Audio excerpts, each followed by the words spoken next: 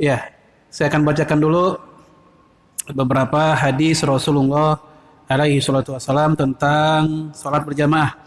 Pertama, hadis sahih riwayat Imam Ahmad tentang Ibnu Ummi Maktum, sahabat Nabi yang diuji dengan kebutaan. Ya, beliau minta rukhsah, minta keringanan. Ya Rasul, saya buta. Kalau saya ke masjid mesti dituntun. Kalau nggak dituntun kan ya salah arah gitu kan. Nah, penuntun saya orangnya galak. Ya, penuntun beliau itu orangnya begitulah, kasar gitu. Nah, boleh nggak saya atau ada nggak buat saya rukhsah, keringanan untuk nggak berjamaah di masjid? Lalu Rasulullah menjawab, ya, tasma'u an-nida, kamu dengar azan nggak? Ya, dijawab oleh beliau radhiyallahu an, ya, fakultu na'am, aku jawab iya, aku dengar azan. Apa jawaban Nabi? Ma ajidu laka rukhsah, enggak ada rukhsah bagimu, enggak ada keringanan. Jadi yang mohon maaf, yang buta aja enggak ada keringanan, lah kita melek banget ini, ya. Ya. Baik, yang kedua hadis Bukhari. Nah, ini hadis Bukhari yang paling sering disampaikan oleh banyak ustadz kita tentang ancaman Rasulullah untuk membakar rumah orang-orang yang laki-laki, ya, yang tidak berjamaah. Ya, walaupun pada kenyataan sejarah belum pernah kejadian akhirnya Rasul membakar, belum pernah. Itu ancaman. Ini hadis Bukhari Muslim. Yang ketiga yaitu tentang hadis, ya, salatul jamaah afdalu min salatil fardhi bi 27 darajah. Salat berjamaah lebih utama dibanding salat sendiri 27 derajat dan seterusnya. Nah, hadis-hadis tentang perintah salat berjamaah ini sangat banyak. Itu memang ketika dibahas oleh para ahli fikih, ahli hukum Islam, itu mereka enggak satu kata, enggak satu faham dalam memahami hadis-hadis tadi. Yang pertama mengatakan berjamaah buat kaum laki-laki syarat sahnya sholat.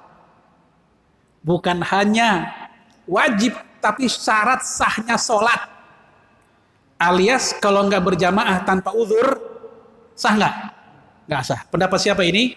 Mazhab Zohiri. Imam Daud dan Imam Ibnu Hazm. Mereka berdua mazhab Zohiri.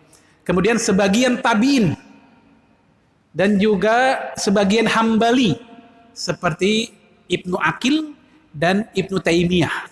Mereka berdua Hambaliyah. Ya, mereka mengatakan berjamaah buat kaum laki-laki syarat sahnya sholat. Yang kedua, yang mengatakan berjamaah itu wajib, tapi bukan syarat sahnya sholat. Perintah Rasul sampai membakar segala, itu wajib. Ya, perintah Rasulullah sampai yang, mohon maaf, yang buta tadi pun wajib sholat, apa enggak ada rukhsah, itu wajib. Namun dia bukan syaratnya sahnya sholat. Artinya ketika ada orang yang sholat sendiri tetap sah, tapi dia berdosa karena meninggalkan kewajiban. Ini mazhab Hambali. Yang resmi mazhab Hambali pendapat ini. Imam Ahmad dan murid-muridnya, termasuk mazhab resminya para ulama Saudi, mereka ikut pendapat yang ini. Ya, wajibnya dalam artian fardu ain. Pendapat ketiga yang mengatakan fardu kifayah. Ya, ini pendapat mazhab Syafi'i. Imam Rafi'i dan Imam Nawawi mengatakan ada dua riwayat dari Imam Syafi'i, ya, dia mengatakan fardu ain dan dia mengatakan fardu kifayah. Namun di antara dua riwayat itu yang lebih sahih, yang lebih kuat adalah Imam Syafi'i mengatakan fardu kifayah. Yang jika sudah dilakukan oleh sekelompok orang, ya, karena kalau jamaah bukan sendiri bukan jamaah kan, sekelompok berarti, maka yang lain sudah gugur kewajiban tersebut. Namun Imam Syafi'i keras di sisi yang lain. Jika ada satu daerah, ya, tidak ada satupun yang sholat berjamaah, ya, maka negara wajib memerangi daerah itu. Bukan sekedar negor, bukan sekedar nasihat gitu ya, tapi memerangi daerah itu hingga sampai, ya, berdiri lagi sholat berjamaah dan azannya. Ini mazhab Syafi'i. Namun internal mazhab Syafi'iyahnya itu ada tiga. Kalau Imam Syafi'inya kan fardu kifayah. internal mazhab Syafi'i ada 3 pendapat. Yaitu tadi fardu ain, ada yang bilang fardu kifayah, ada yang bilang sunnah muakkadah. Sementara Imam Nawawi sendiri lebih ikut pendapat sunnah muakkadah. Imam Nawawinya. Namun yang mu'tamad, yang resmi dari mazhab Syafi'i adalah fardu kifayah. Kemudian mazhabnya Imam Malik yang mengatakan yaitu sunnah muakkadah. Apa alasannya?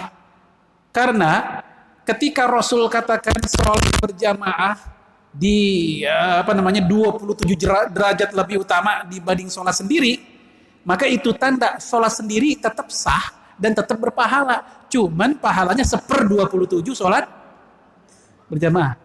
Kalau seandainya sholat sendiri itu hal yang salah, baik salah berupa tidak sah atau salah yang memang cacat, nggak mungkin Rasulullah menjadikan itu sebagai pembanding sholat berjamaah. Faham Pak ya? Itulah alasan kenapa ada yang mengatakan dia bukan wajib, tapi sunnah muakkadah, hanya saja nilainya 1/27 sholat berjamaah. Itu anatomi perbedaan pendapat para fuqaha kita. Hadisnya sama, tapi begitu diolah dalam pendapat mereka atau gaya berpikir mereka berbeda hasilnya. Terus gimana dong sikap kita dengan 4 pendapat itu? Sederhana, sholat berjamaah aja udah beres, selesai kan sebenarnya. Supaya apa? Kalau ketemu yang bilang wajib kan kita udah aman, kita udah sholat. Kalau ketemu yang bilang sunnah, ya kita juga udah sholat. Emang kenapa? Kan gitu. Kalau ketemu yang bilang itu syarat sahnya sholat, ya kita udah melakukan juga, selesai. Sehingga kita pun bisa khuruj minal khilaf, keluar dari perbedaan pendapat. Wallahu a'lam bishawab.